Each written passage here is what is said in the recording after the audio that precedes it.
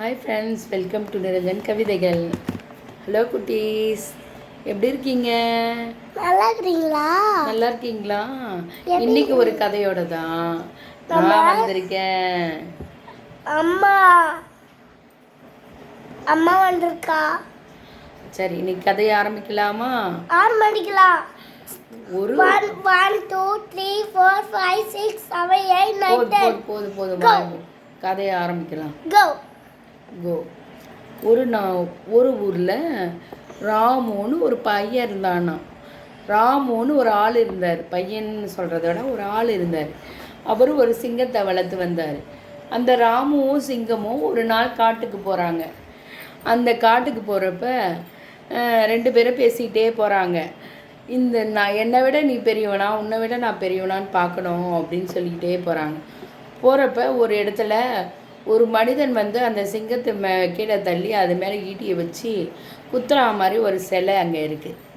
உடனே அந்த ராமு சொல்கிறான் சிங்கத்தை பார்த்து, இங்கே பார் சிங்கமே, இந்த மனிதன் இந்த சிங்கத்தை ஈட்டியில் வச்சு எளிதில் தாக்கி கீழே வீழ்த்திட்டான்.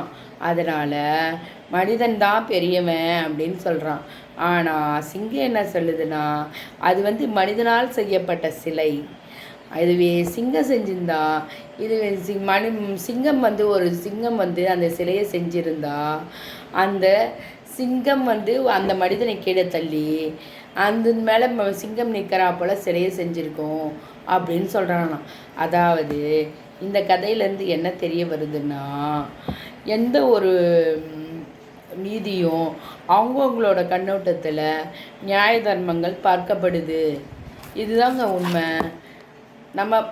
நம்ம நினைக்கிறப்ப நம்ம பக்கம் நியாயம்னு தோணும். அதுவே எதிராளி நினைக்கிறப்ப எதிராளி பக்கம் நியாயம்னு தோணும். அதனால் நாம் எப்பவுமே எல்லா கண்ணோட்டத்துலேயும் எல்லா விஷயங்களையும் அணுகணுன்றது தான் இந்த கதையோட விளக்கம்.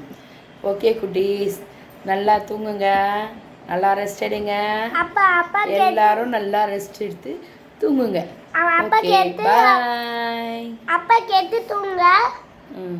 என்ன சொல்லணும்? சமத்தா எல்லாரும் சமத்தா தூங்க.